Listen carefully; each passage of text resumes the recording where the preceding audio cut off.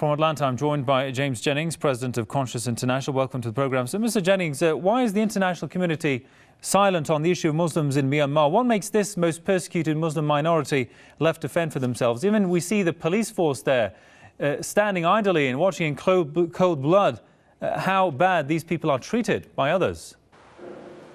This is a major problem. It's a long-term problem. It's one that Ban Ki-moon of the United Nations has said is one of the greatest humanitarian problems, if not the greatest one, in the world. And the reason is this, that the Rohingya Muslims in Rakhine province of Myanmar are people who are stateless. Not only are they stateless, but they are really unwanted in the country. And as far as Bangladesh is concerned, they also do not want them to return back to Bangladesh. Many of them have been there for hundreds of years. Now, the situation is hardening. The people who are the majority group in the country are very determined to suppress the Rohingya Muslims. And this, I think, is a very ominous turn of affairs. And of course, I mean, the ultimate question that comes to mind is that what can be done to address this issue? I mean, is there any practical solution to this?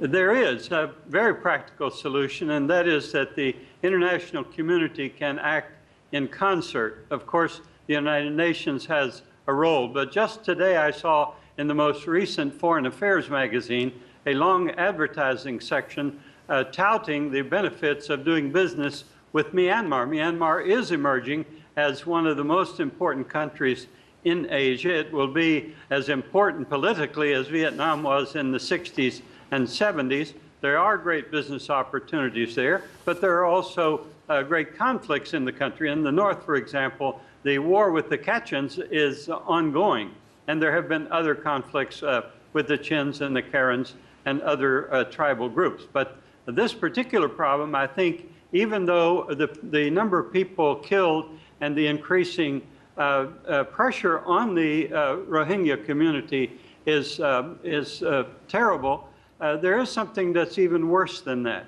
And that is that there are people in the majority community who are asking for the suppression of the birth rate among the Rohingyas. Now, that's something that we saw in World War II and have seen it maybe in a few places since then. I can think of places in Central Asia where tribal groups are attempted to be suppressed in their birth rate.